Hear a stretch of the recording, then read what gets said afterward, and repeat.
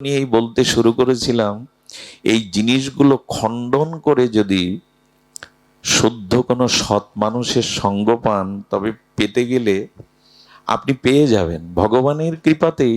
শুদ্ধ সাধু সঙ্গ পেয়ে এই জন্মেই উদ্ধার হতে পারবেন। প্রেম ভক্তি আপনার জেগে যাবে, বিবেক জেগে যাবে। দুটো জিনিস আপনাকে আয়ত্ত করতে হবে। কয়টা মা? দুটো। খুব লক্ষ্য করে শুনতে হবে। এই দুটি জিনিস যদি অর্জন করতে পারেন, তখনই আপনার প্রতি ভগবানের দৃষ্টি পড়বে এবং কোনো মহৎ এই চলার পথে পেয়ে যাবেন। আপনাদের সাথে আমার কোনো সম্পর্ক আছে রক্তের? এই যে মকসেদপুর ফরিদপুর থেকে ওরা আজ বোধাটায় গিয়েছিল, ওদের সাথে আপনার ব্লাড কানেকশন নেই। ওরা ওইখান থেকে আবার ছুটে এসছে গোপালগঞ্জ থেকে। কই ওদের সাথে তোমার অর্থনৈতিক লেনদেন নেই, ব্যবসার কোনো সম্পর্ক নেই, আত্মীয় পাতানো নেই। কি হয় জানেন, কোনো না কোনো জন্মের কোনো স্বীকৃতি ছিল এদের আপনাদের সাথে, নাহলে এভাবে সঙ্গ হতো না। চিনি না জানি না একটা সম্পর্ক হতো না। ভগবান মিলিয়ে দেবে যদি দুটি জিনিস আপনি আপনার চরিত্রে আনতে পারেন। একটু কষ্ট হলেও, একটু শ্রমসাধ্য হলেও, দুটি জিনিস খুব ধ্যান দিয়ে শুনতে হবে, আমাদের জীবনের আলো এনে দেবে। আচ্ছা, তার আগে বলি, দুটি জিনিসের আগে একটু গীতাতে প্রবেশ করতে হবে। শ্রীমদ্ ভগবত গীতাতে। গীতা শুরু করেছিল কে মা? গীতা শুরু করেছিল কে? মানে গীতার প্রথম বাণী কে বলেছিল? ধৃতরাষ্ট্র। ধর্মক্ষেত্রে কুরুক্ষেত্রে সমবেত যুজুৎসব মামুকা পাণ্ডবশ্চ এব কিং অকুর্বত সঞ্জয়। এই শ্লোকটি কার? ধৃতরাষ্ট্রের। সর্বশেষ শ্লোক কে বলেছেন? সঞ্জয়। সর্বশেষ শ্লোকটা কে বলেছেন? সঞ্জয়। আচ্ছা, গীতা ভগবানের বাণী, তো ভগবানের চিন্ময় লোকত্রীয় দিব্য বাণী। তো শুরু করলেন না ভগবান, বিশ্রামও করলেন না, অথচ গীতায় ভগবানের বাণীতে ভরা। কেন ধৃতরাষ্ট্রকে দিয়ে গীতা শুরু হলো, আর কেন সঞ্জয়কে দিয়ে বিশ্রাম হলো? গীতা তো ভগবানের চিন্ময় লোকত্রীয় দিব্য বাণী, তাই না? তো শুরুটা ভগবানের করা উচিত ছিল, বিশ্রামটা ভগবানের কোনো বাণী দিয়ে করা উচিত ছিল। কিন্তু সঞ্জয় বিশ্রাম, অর্থাৎ শেষ কতগুলো খুব মূল্যবান। সঞ্জয় বিশ্রাম দিচ্ছে, আর শুরু করছে ধৃতরাষ্ট্র। ধৃতরাষ্ট্রকে, যিনি জ্ঞানন্ধ, জাগতিক ভাবেও অন্ধ। জ্ঞানন্ধ না হলে পাণ্ডবদের বিষ খাইয়ে মারা হচ্ছে, যতুগৃহে পুড়িয়ে মারা হচ্ছে, দ্রৌপদীর বস্ত্রহরণ করছে, বসে বসে উনি দেখছেন। উনি জ্ঞানেও অন্ধ, বাইরেও জন্মন্ধ। তো জন্মান্ধ ধৃতরাষ্ট্রের দ্বারা গীতা শুরু হলো, এবং ওখানে পক্ষপাতিত্ব করছে। আমার পুত্র আর পাণ্ডুর পুত্ররা সমবেত হয়ে কি কেন বলতে পারতেন না? কৌরবরা কি করছে, ওখানে ভাগ করলো, আমার পুত্র পাণ্ডুর পুত্র, বিভাজন। এখন ধৃতরাষ্ট্র কারা? যারা জ্ঞান অন্ধ, যারা শুধু নিজেরটাই দেখে।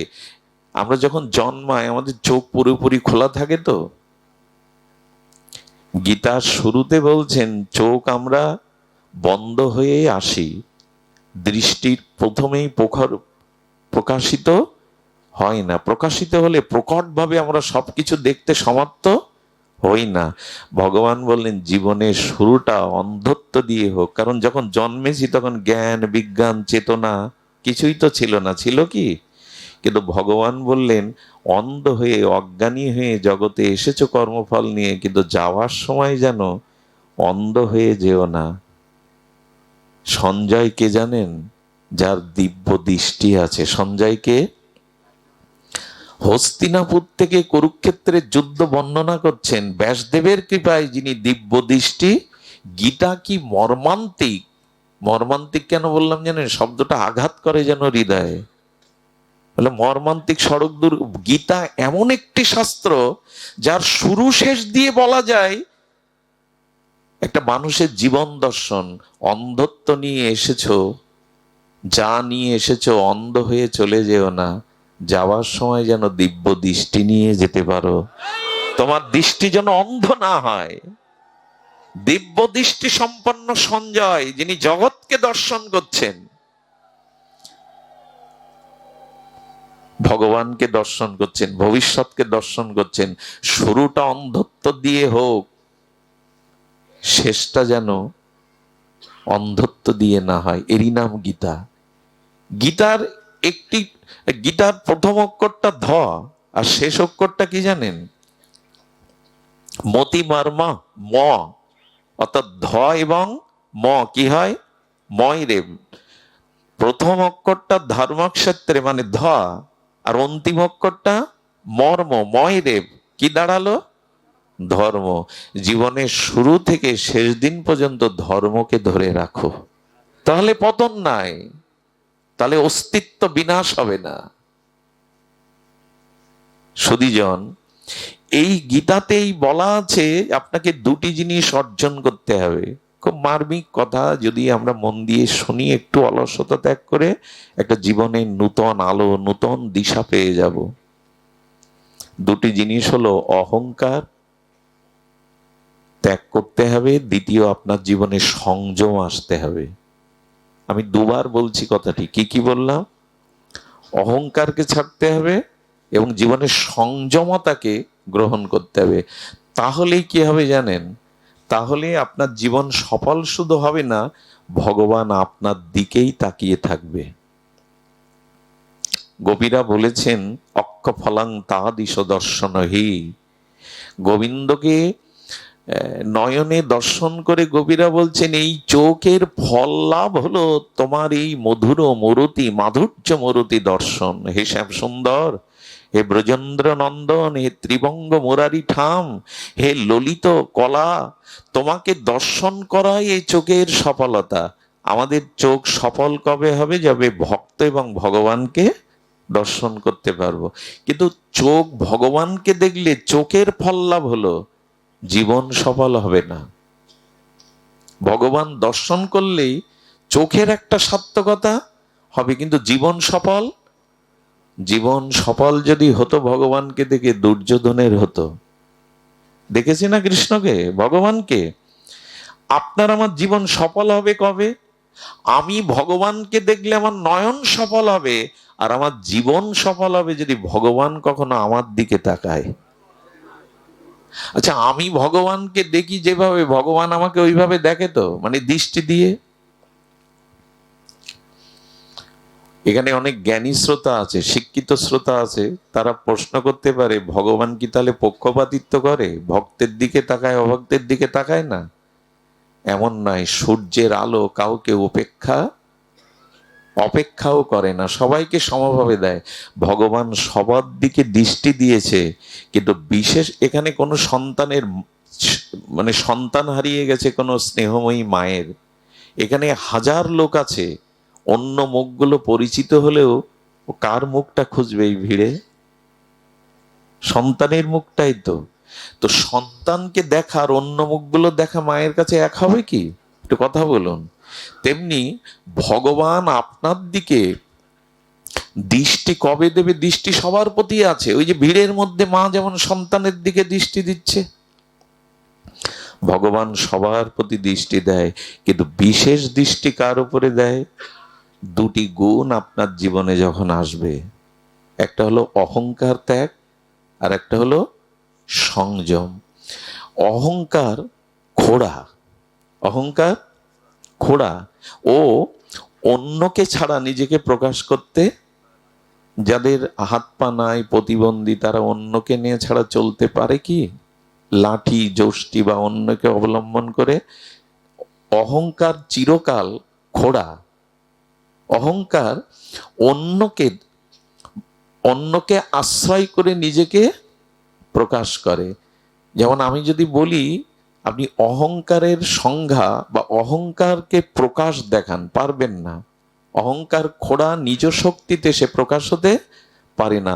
অহংকার অন্যকে দিয়ে প্রকাশ হয়। যেমন আমার খুব রূপ আছে, ও রূপকে দিয়ে প্রকাশ হয়।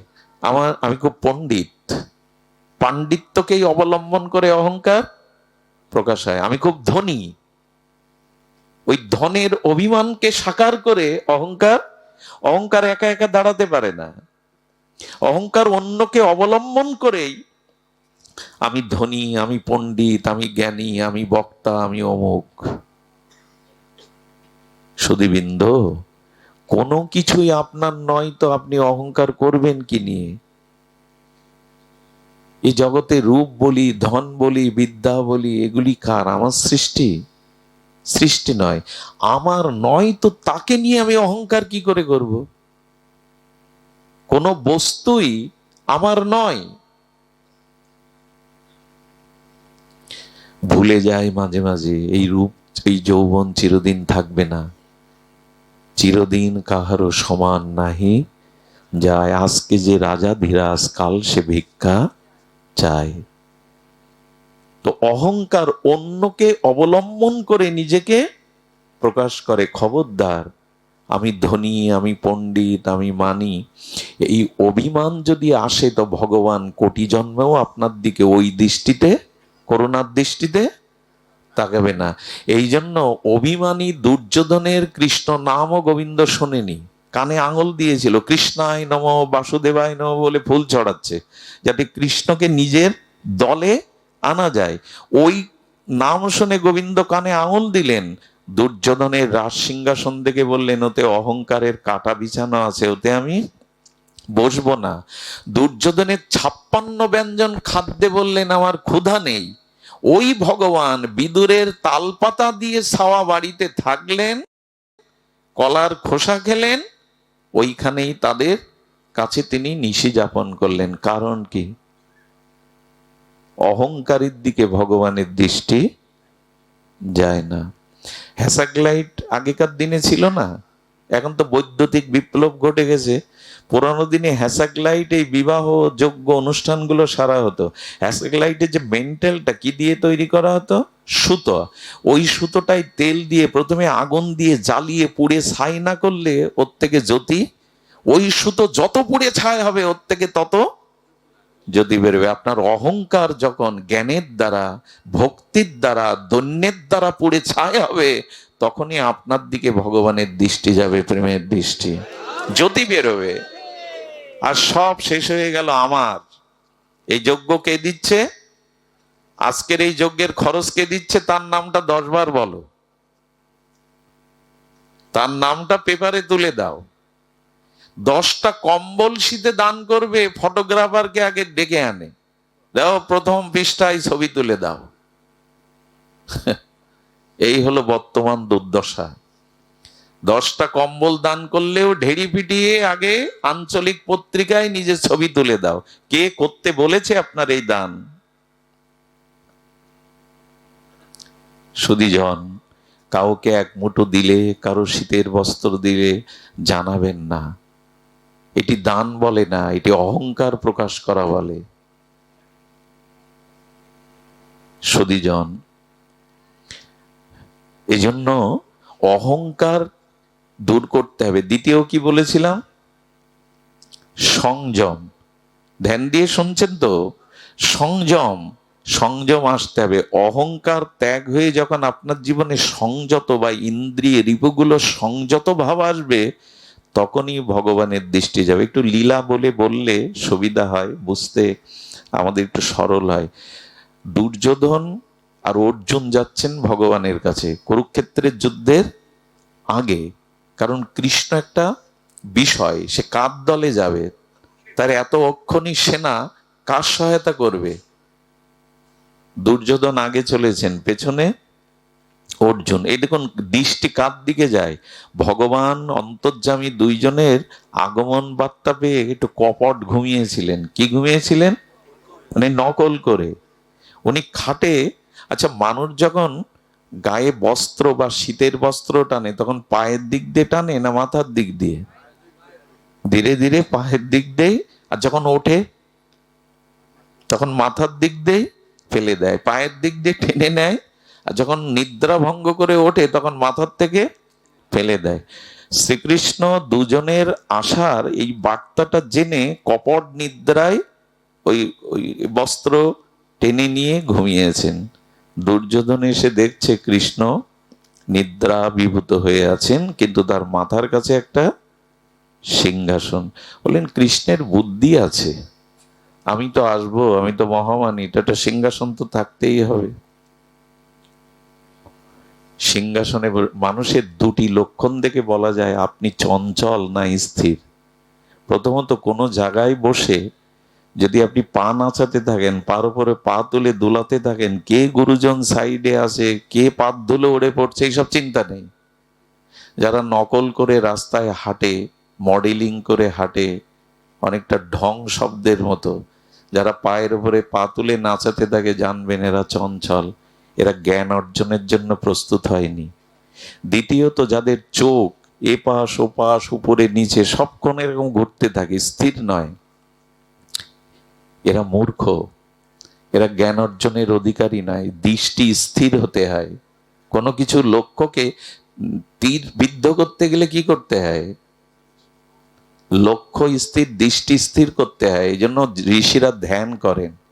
ধ্যানে ছাড়া মন শান্ত হয় না। কেউ দেখবেন একবার বাম পাশে, একবার ডান পাশে, একবার এইগুলো দেখছে, একবার নিচের দিকে দেখছে, জানবেন এই মূর্খ, জ্ঞান অর্জনের অধিকারী নয়। কিছু লক্ষণ আছে, দেখলেই বোঝা যায় আপনি কি, আপনার গতি কি।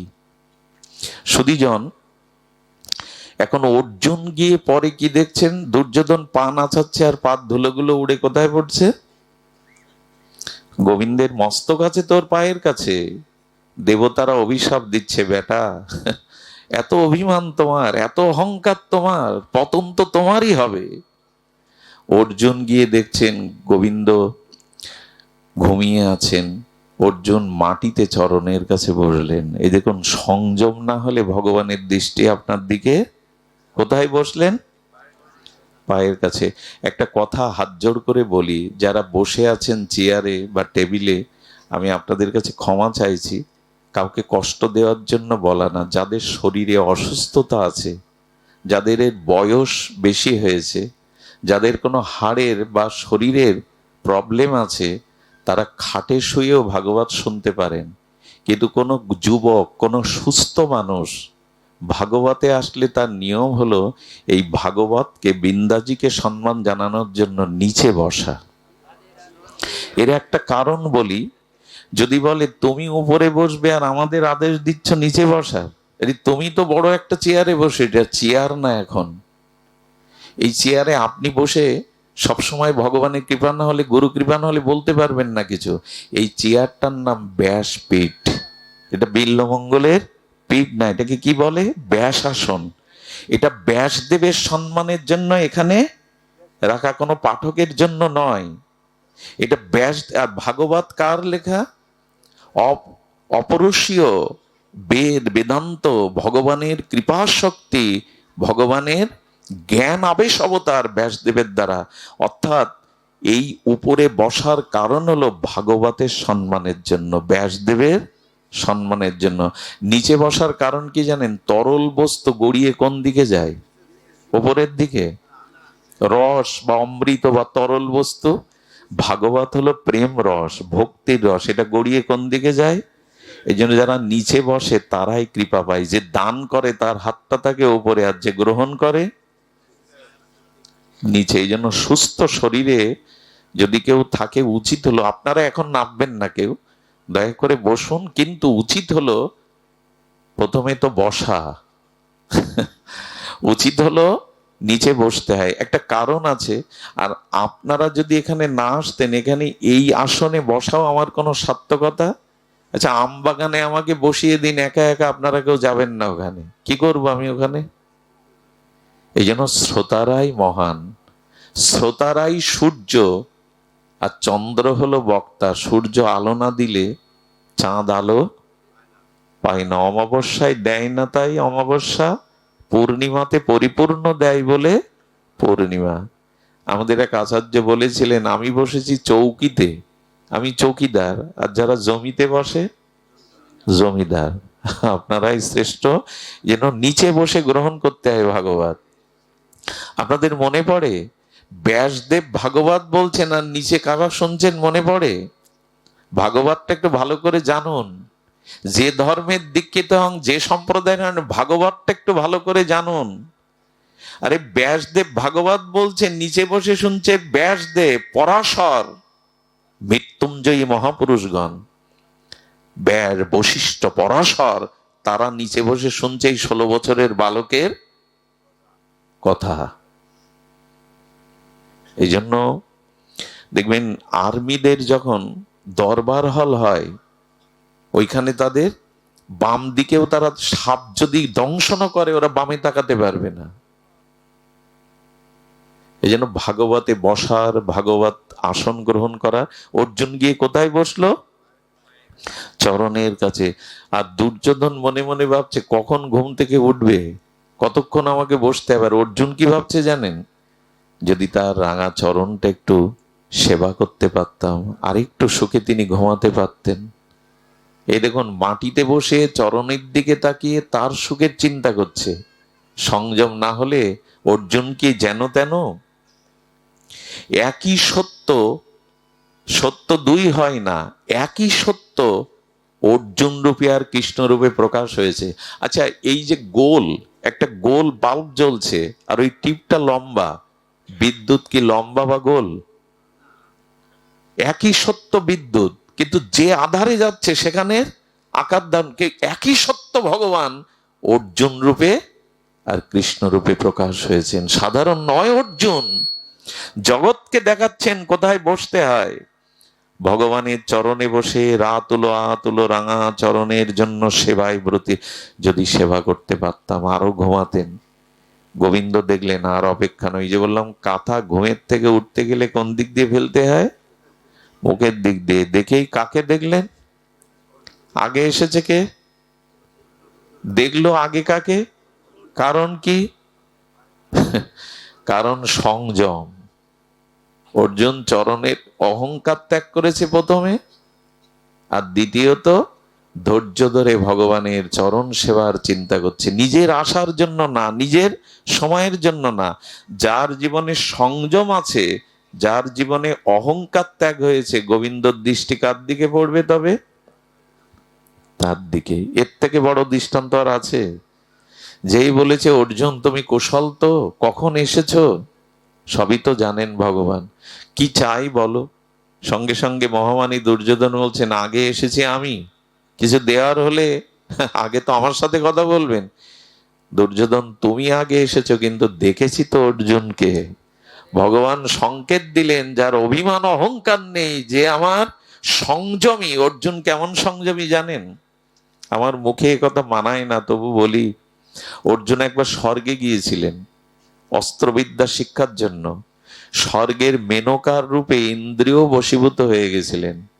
সেই মেনকা নিজেকে সুন্দরী, একে তো সুন্দরী, সুসজ্জিতা করে কাম উদ্দীপ্ত হয়ে গভীর রাতে অর্জুনকে প্রেম নিবেদন করেছিলেন।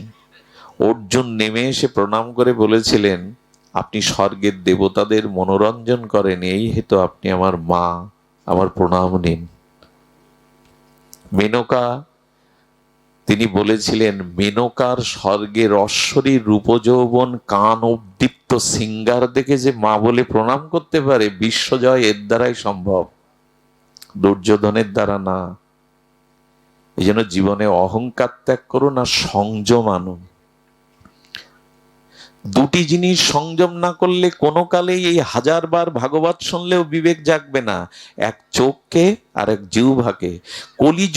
কলিযুগে বর্তমান প্রেক্ষাপটে সব নষ্ট হয়ে গেল দুটো রিপুর কারণে, এক যৌন, এক অন্ন।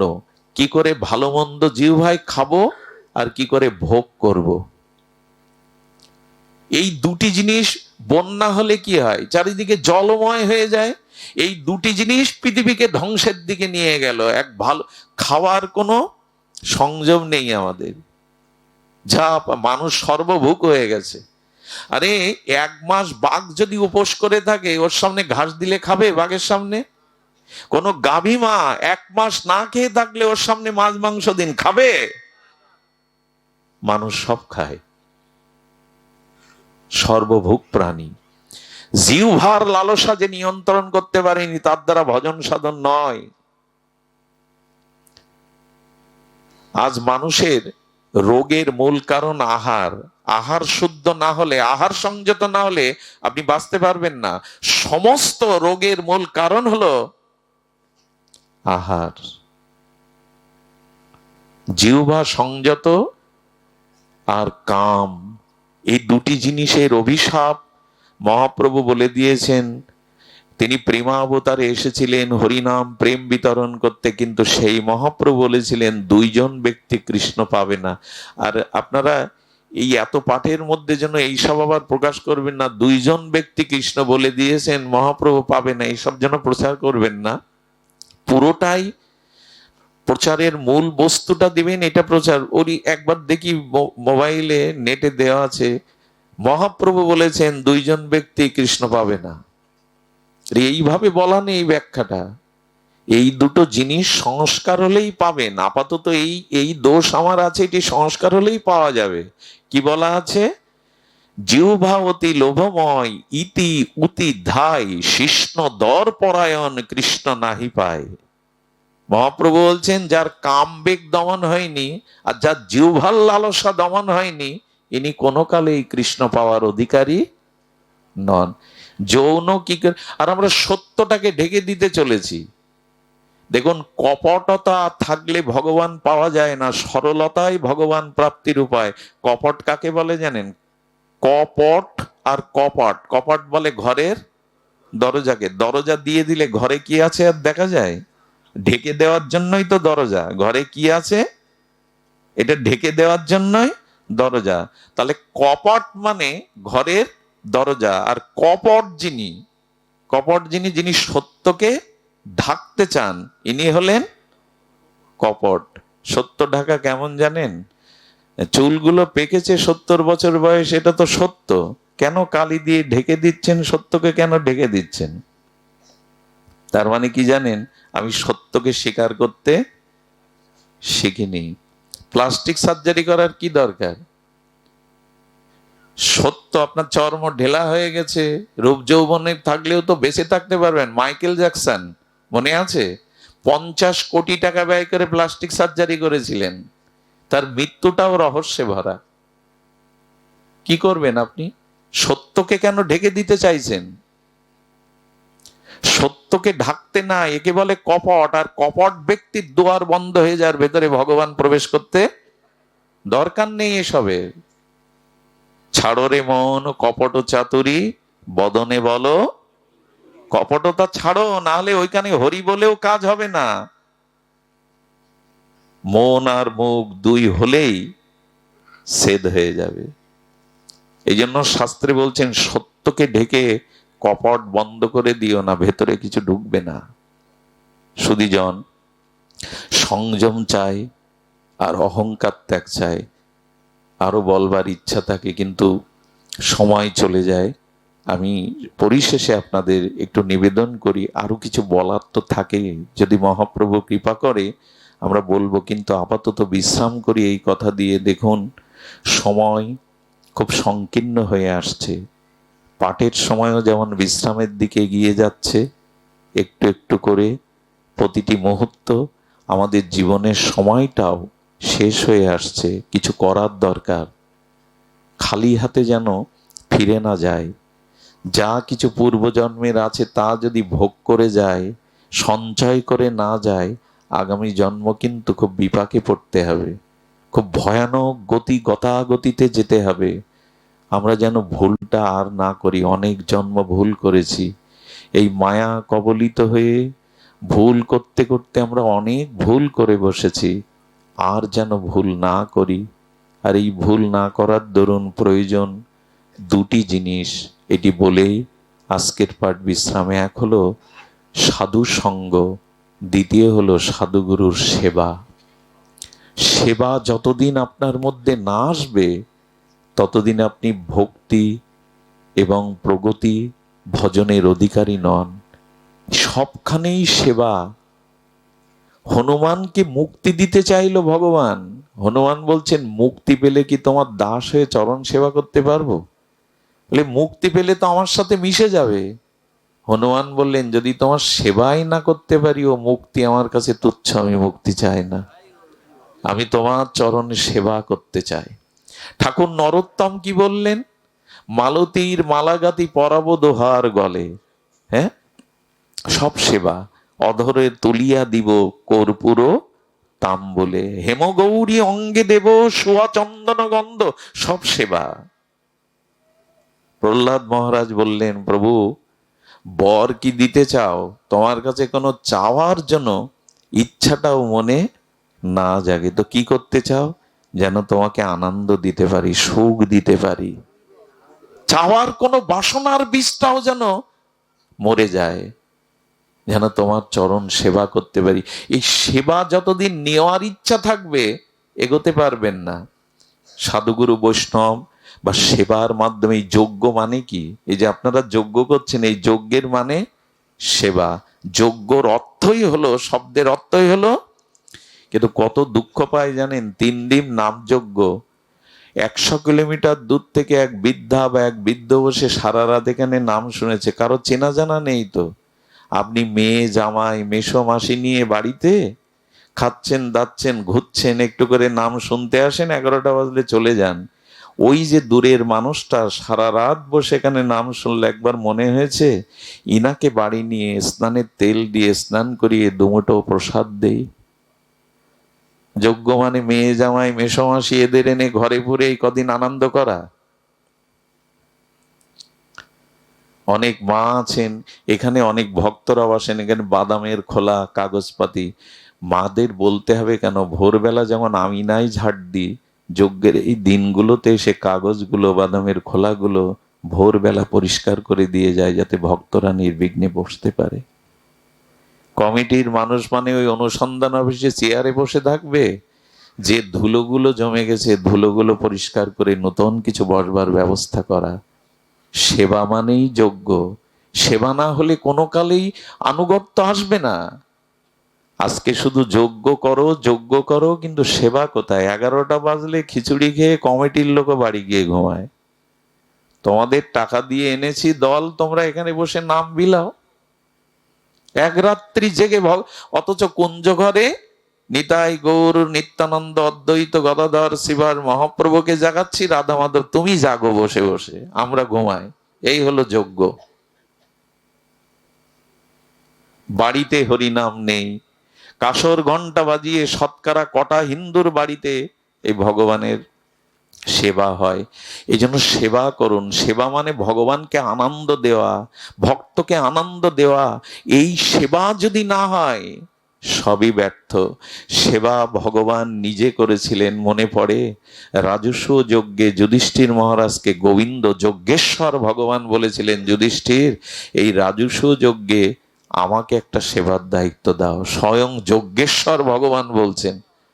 বলে প্রভু সমস্ত কর্ম সমস্ত দায়িত্ব অর্পণ করা হয়ে গেছে, আর কোনো দায়িত্ব নাই। কৃষ্ণ হাত জোর করে বললেন, যুধিষ্ঠির মহারাজ দুটো দায়িত্ব এখনো কাউকে দেননি, ওই দুটো দায়িত্ব কৃপা করে আমাকে দিন।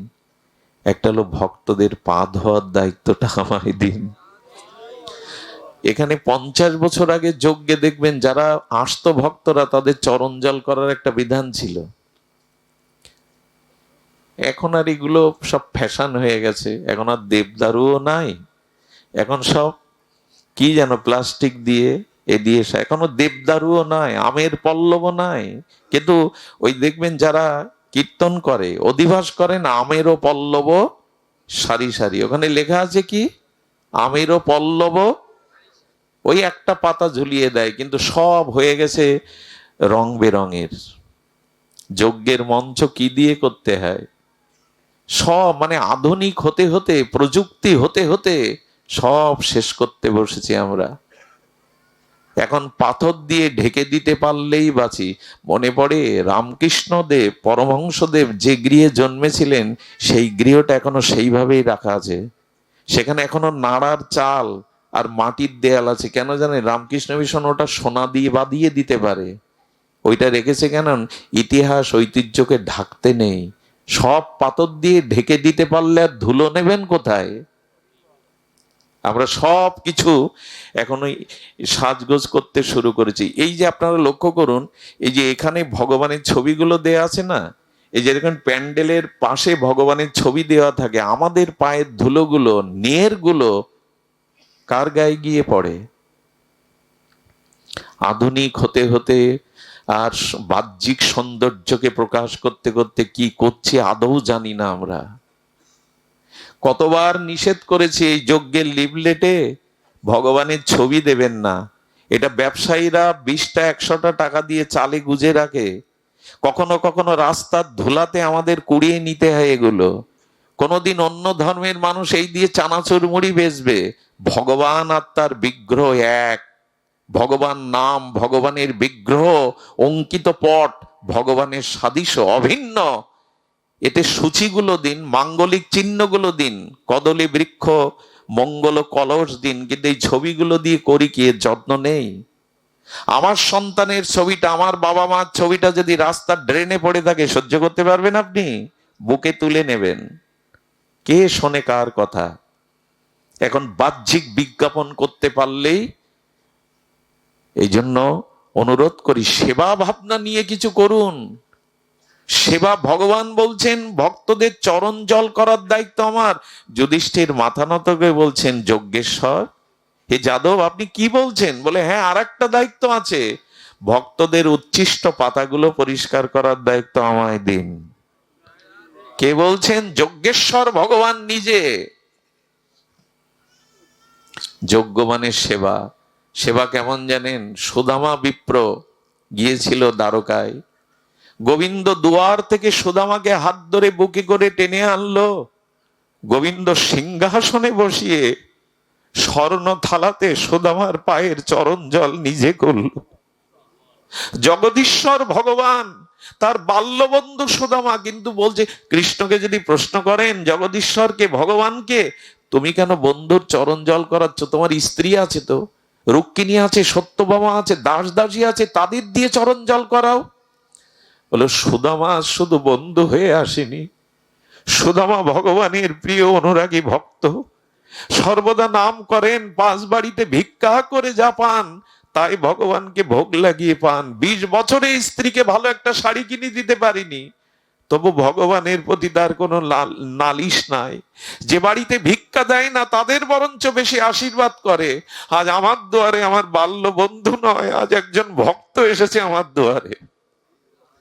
স্ত্রীকে বলতে পারতেন না, দাস দাসীকে বলতে পারতেন না, গোবিন্দ নিজে সুদামার চরণ জল করলেন। সেই চরণ জল গোবিন্দ নিজে মস্তকে ধারণ করলেন। ভক্তের চরণ ধুলি, ভক্তের চরণ ধৌত জলেই ভক্তি আছে, এটা নিজে আচরণ করছেন স্বয়ং যজ্ঞেশ্বর। সেই জল চরণামৃত করে পান করলেন। আর সেই জল রুক্মিণী, সত্যভামা, জাম্বুবতী এদেরকে দিয়ে বললেন এই চরণ জল পান করো।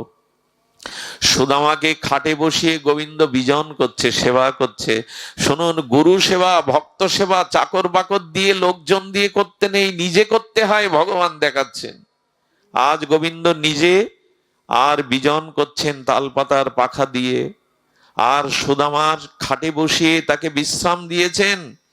সুধীজন, সুদামাকে বিশ্রাম দিয়ে গোবিন্দ সুদামাকে নিজে হাতে সেবা করে কি বলেছিলেন জানেন? রুক্মিণী, সত্যভামা, এই প্রেয়সী বরাদের ডেকে বলেছিলেন, আমার সুদামা যতক্ষণ থাকবে তোমাদের মুখে যেন হাসি না ফোরায়। আমাদের দুর্দশা কি জানেন? বাড়িতে কোনো বৈষ্ণব এলে হয়তো স্বামীর সহ্য হয় না, নাহলে স্ত্রী ভালো চোখে দেখে না, কাজ করতে হবে, সেবা করতে হবে। যে বাড়িতে স্বামী স্ত্রী পরিবারের সকলেই সাধু সেবায় ব্রতী হয়, সে বাড়ি বৈকুণ্ঠ হয়ে ওঠে, ভগবানের আশীর্বাদে ভরে ওঠে। আজকে রুক্মিণী সত্যভামাকে কৃষ্ণ বলছেন, জগদীশ্বর বলছেন, অনন্ত বিশ্ব ব্রহ্মাণ্ডের সচ্চিদানন্দ বিগ্রহ ভগবান বলছেন, শোনো রুক্মিণী, সত্যভামা, আমার বন্ধু যতক্ষণ থাকবে সুদামা তোমাদের মুখে যেন হাসি না ফোরায়। আমরা স্ত্রীদের বলি তো, গুরুদেব বাড়ি এসছে, ভক্ত বাড়ি এসছে, তোমরা হাসি মুখে থেকো। গোবিন্দ বলছেন, সুদামার দিকে তাকিয়ে গোবিন্দ বারবার বলছে, সুদামা কিছু এনেছো নিশ্চয় আমার জন্য, কিছু তো এনেছো, খালি হাতে তো আসনি বন্ধু দর্শনে। সুদামা কয়েক মুষ্টি চিড়ে ব্রাহ্মণ পল্লী থেকে ভিক্ষা করে তার স্ত্রী দিয়েছিল, খালি হাতে যেতে নেই। সাধু দর্শনে, রাজ দর্শনে, বন্ধু দর্শনে খালি হাতে যেতে নেই। ওই চিড়ের পুডলিটা শুকনো চিড়েটা কি করে গোবিন্দকে দেবে তাই গাছতলায় বসে কেঁদেছিলেন, আর কয়েক ফোঁটা চোখের জল ওই চিড়ের উপরে পড়েছিল। নোনা জল তো, ভাবছেন এটা গোবিন্দকে কি করে দে। এই রাসপুরীতে থাকেন তিনি, দ্বারকাধীশ ভগবান। ওই চিড়ের পুডলিটা বারবার পেছনে নেওয়ার চেষ্টা করছে, আর গোবিন্দর দৃষ্টি আর কোনো দিকে না।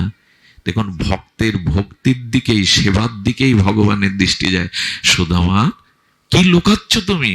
আরে ওটা লুকিও না, নিশ্চয়ই বৌঠান আমার জন্য কিছু পাঠিয়েছে। ওইটা টেনে নিয়ে এক মুষ্টি যখন গালে দিলেন, কৃষ্ণের চোখে প্রেমাশ্রু।